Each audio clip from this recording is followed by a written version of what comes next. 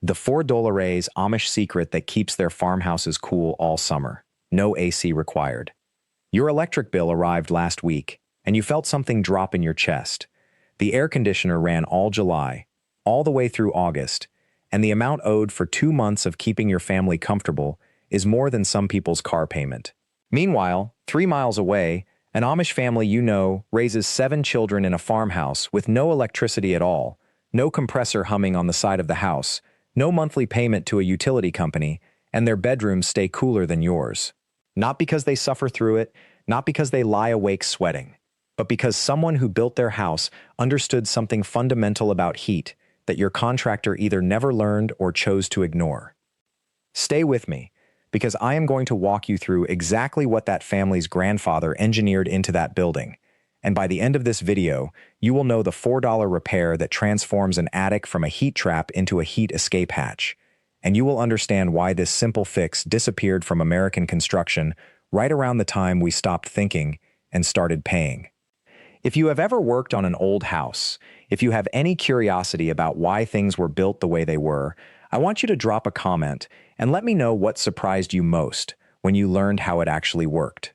And please subscribe to the channel, because everything we build, everything we grow, everything we preserve on this homestead comes back to understanding the old principles. When you subscribe, you will not miss a single one of those lessons. Wait, this part is crucial, and most people get it backwards.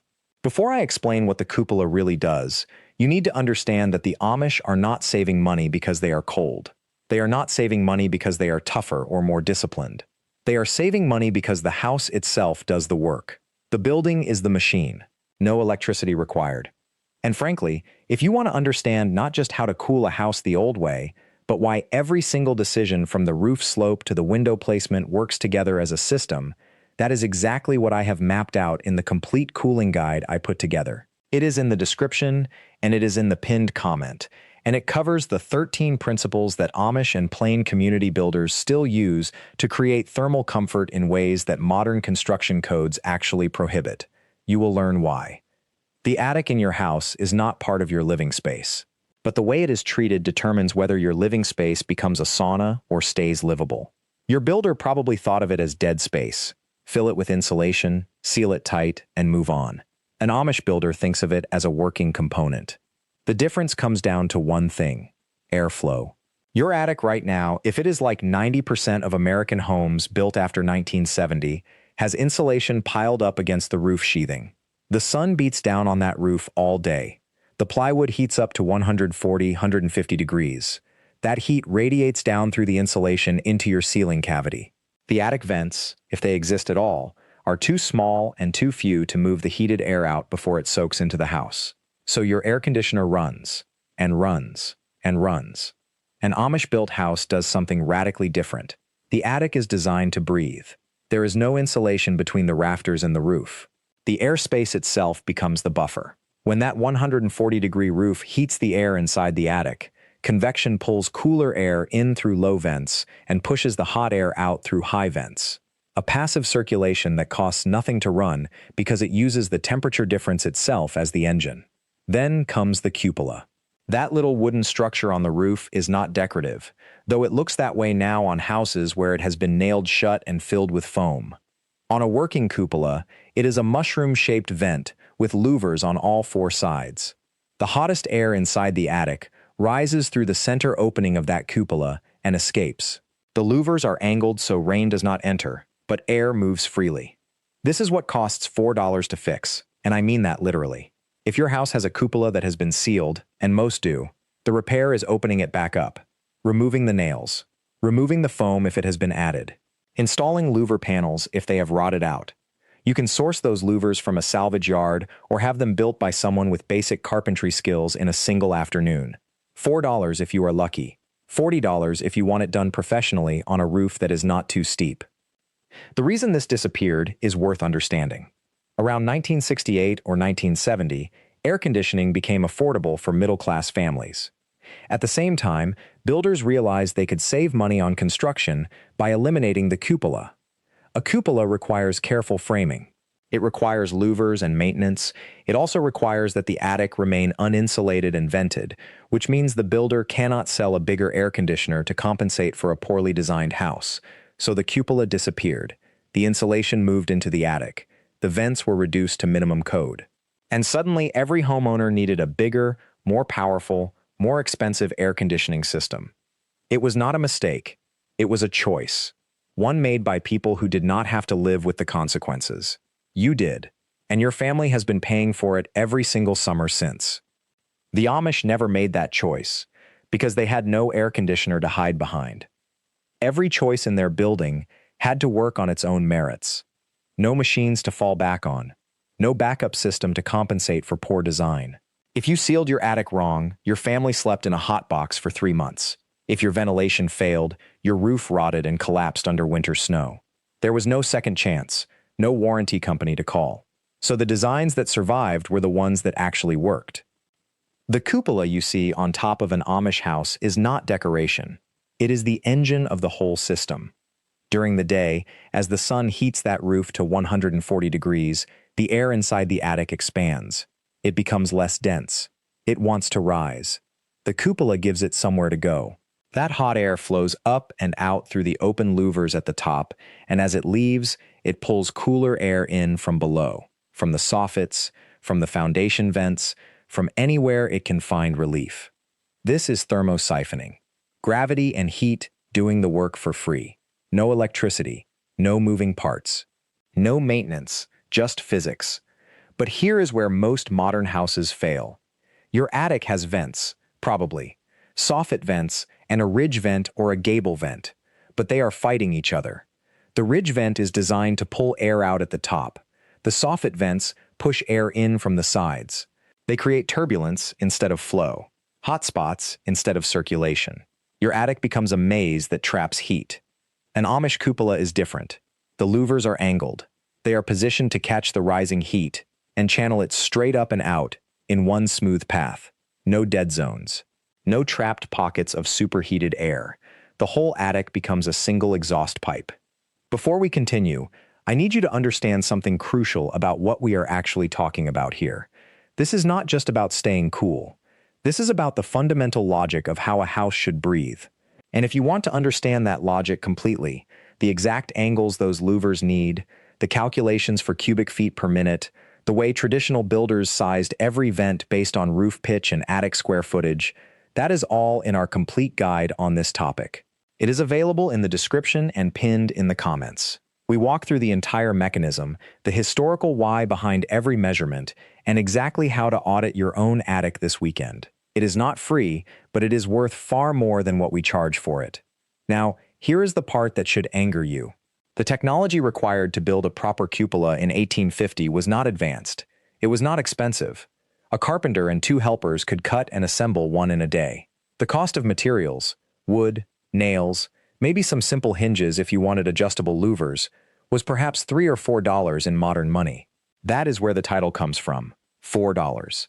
That is what it cost our ancestors to solve a problem that you now spend thousands of dollars a year fighting with a machine. And the cupola was only the first part. The second part was the attic itself. We do not fill it with insulation the way modern houses do. We keep it open. We keep it as a true buffer space. The insulation goes on the ceiling below, between the joists where you can actually feel it protecting your living space. Not above it, not in the attic, but below it. The attic stays empty. It stays alive. Air moves through it freely. This is something that took me a long time to understand, because it goes against everything we are told today. You are told that insulation is always better. More insulation stops heat. But insulation stops heat in both directions. If you put it in your attic, you trap the heat there. You prevent the attic from doing its job, which is to catch the heat and let it go. You turn the attic into a pressure cooker instead of a relief valve. The Amish understood this without instruments. They simply built the way the weather demanded. In summer, you need to move heat out. In winter, you need to keep it in. The way you do that is not by building a sealed box and forcing machines to regulate the temperature. It is by building a house that breathes differently in different seasons, that adjusts on its own. In winter, those same louvers that let heat escape in summer can be closed or partially closed. The cupola becomes less of an exhaust and more of a valve. In spring, when you open them again, the system resets. The house is designed to respond to actual conditions, not to fight them year-round. There is a rhythm to it. The louvers themselves are the second piece of this puzzle. They are not vents in the modern sense. They are not fixed grills with a certain amount of open space that sits there static all season long. They are moving parts, wooden slats that angle down and overlap slightly, hinged or sliding, so that a person standing on the roof, or, more often someone inside the attic, can adjust them. Open them wider in July. Close them partway in November. This is not automatic. It is manual, intentional, seasonal work. That matters because it means the system responds to what is actually happening outside, not to what an engineer predicted would happen. If it is unseasonably warm in May, you open them more. If an early frost comes in September, you close them down. Your house is not locked into one configuration. It adapts. Before we continue, I need you to hold something in mind for a second. What we are looking at here is not just a cooling system. It is a philosophy of building. And if you want to understand the deeper mechanics of how Amish and plain community homes stay comfortable year-round, without electricity, without sealed systems, without the constant cost and maintenance that modern HVAC demands, our complete guide breaks down every principle, every material choice, every seasonal adjustment that makes it work. You can find that guide in the description, and it is pinned in the comments below. It goes into the geometry of louvers, the airflow calculations, the historical origins of cupola design from European building traditions, the regional variations across different Amish settlements. Things I simply cannot fit into a video. During my own childhood, it was just part of summer. Late June, my father and two of my brothers would climb up. We had a long wooden pole with a hook on the end. We would use it to adjust the louvers in the cupola from the roof, easing them open to almost their full angle. The job took maybe 40 minutes. We did it again if there was a heat wave that came through and the air was not moving the way it should. Once in August, once more in September as things started to cool. In October, we would close them down again. Not all the way. Partially. You still needed some air movement. Humidity was the enemy in fall and early winter. If you sealed everything completely, moisture would build up in the attic, the wood would rot, the whole structure would fail from the inside, so the louvers stayed slightly open year-round, just adjusted. That air moved through the house in a current. In summer, the hot air rose and went up and out through the cupola. Cooler air from the ground level, from the basement, from the shaded side of the house, moved in naturally to replace it. This is convection. Passive, free. It requires no pump, no thermostat, no duct system. Just geometry and the laws of physics that have been working the same way since before there were electric companies. And it worked. On nights when the outside temperature dropped into the 50s or even the 40s, which it did in Pennsylvania even in August, that natural circulation could cool the whole house down, drop the interior temperature 10, sometimes 15 degrees below the peak afternoon heat. My parents slept in the upstairs bedroom, in August, in a house with no air conditioning, and they were not suffering. They were not awake at 3 in the morning sweating through their sheets. How much would that be worth to you if you had to choose between paying for it and not paying for it? Most people assume you cannot have comfort without cost. That is the trap. The air conditioning industry needs you to believe that. The insulation manufacturers need you to believe that. The builders who charge you extra for sealed attics and high-efficiency systems need you to believe that.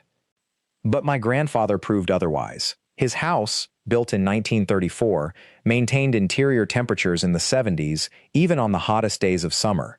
The same house today, with no modifications to its core systems, still does. I sleep upstairs. My wife sleeps upstairs. In July and August, in the same climate where your air conditioner is running from 9 in the morning until 9 at night. And the cost to achieve what my grandfather achieved was $4. $4 in 1934 money. Adjusted for inflation, that is roughly $90 today. For a permanent solution that has now lasted 90 years without a single replacement part, without a single repair, without a single monthly bill. Compare that to the $3,000 you spent on your air conditioning unit. Compare it to what you will spend over the next 15 years keeping that unit running. My grandfather made a choice that most of us have forgotten how to make. He chose the permanent solution over the convenient one. He chose the solution that cost almost nothing, but required him to understand how heat actually moves through a house. Not how a machine can fight heat, how heat moves. The difference between those two questions is the difference between having power and surrendering it. Before we continue, I need you to keep something in mind for a second.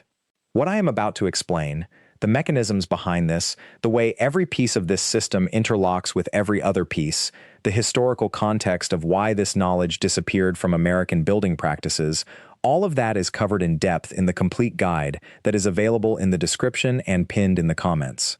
I have laid out not just how these systems work, but why your builder did not tell you about them and what specifically to look for in your own home this weekend. The guide goes far deeper than what we can cover here. Now, the $4 secret was not actually about the cupola alone. It was about what works together with the cupola. The second piece is something your great-grandmother probably had in every window of her house, and your mother had removed because someone told her it was old-fashioned.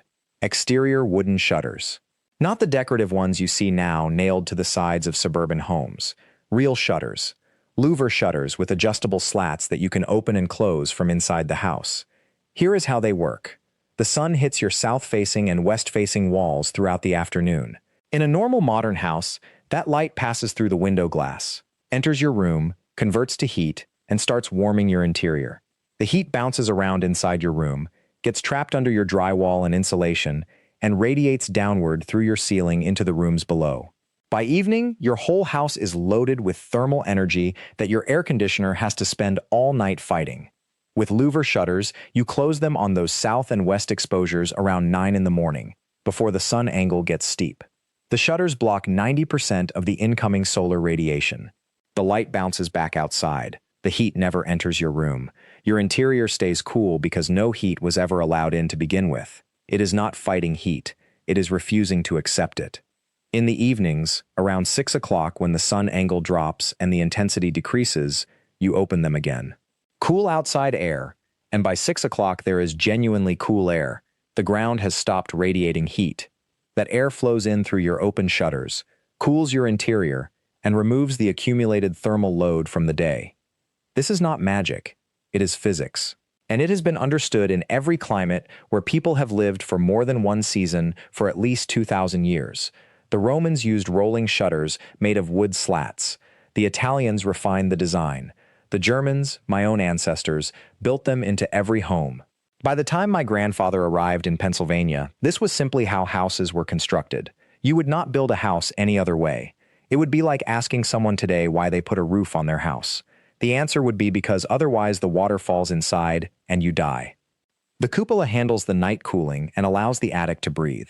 The shutters prevent the daytime heat from entering in the first place. Together, they cost almost nothing, require no electricity, create no noise, need no repair, and they have been working for centuries. Now, here is the part that should genuinely upset you. The information was never lost. It was not forgotten by accident. In the 1960s, when air conditioning became affordable and air conditioning companies needed a market, builders were incentivized, sometimes directly paid, to stop building homes with these passive cooling features. Sealed attics became the standard. Shutters were removed or nailed shut as a cosmetic upgrade. New homes were designed to be dependent on mechanical cooling. The knowledge did not disappear. The economics of the building industry made it profitable to hide it. This is the secret I promised you at the beginning. The reason your great-grandfather's bedroom stayed cooler than yours on the hottest day of summer without a single wire running to it. Not magic, not luck. Design. Intentional, tested, refined design that works so well that people stop talking about it because they no longer needed to. When cooling happens by itself, you do not gather around the dinner table and explain how it works. You just sleep comfortably and move on to the next day. But here is what matters now. That knowledge is still here. It is still documented. It is still buildable. And it costs almost nothing compared to what you are paying in electric bills every July and August. A proper attic ventilation system, one that actually works, requires 4 things: a cupola or ridge vent to let heat rise and escape at the top, soffit vents or openings under the eaves to let cool air enter at the bottom, an unobstructed path for air to move between them, and in summer, operable shutters or louvers on east and west windows to stop the sun before it enters the house at all. You can retrofit almost all of this for under $400. The cupola costs less than $100. The shutters, $50 to $70. The vents, perhaps the same. Everything else is labor, and if you are handy, labor is free. Your air conditioner, if it fails, will cost between $3,000 and $7,000 to replace. It uses 1,500 watts of electricity, running 16 hours a day, for roughly 90 days every summer. That is 2,100 kilowatt hours annually. At 12 cents per kilowatt hour, and many of you pay more, that is $252 every single year. Just cooling. Just fighting the heat your roof keeps pouring in. The $4 solution was never a secret because it worked too well for anyone to need explaining it. You do not advertise something that solves the problem completely. You advertise the solution people have become dependent on. You advertise the expensive machine that breaks and needs replacing every 15 years. Your grandfather knew this because his grandfather told him. The Amish know it because we have never stopped doing it. And now you know it because you stayed until the end of this video. The challenge this week is simple. Climb into your attic. Look at your vents. Are they there? Are they actually open? Or are they sealed with insulation? Check your windows. Do you have operable shutters that actually work? Or are they decorative and nailed shut? Write down what you find. That list is your starting point. You do not need to tear your house apart. You need to let it breathe. I want to thank you for staying all the way through this video. If you found this useful, subscribe to the channel so you never miss another one. Hit that notification bell. These uploads come twice a week, and there is always something here that will change how you think about your own home. Leave a comment below and tell me, what surprised you most about this? Did your house have any of these features when you bought it, or have they been removed over time? I read the comments. They matter. Thanks for being here.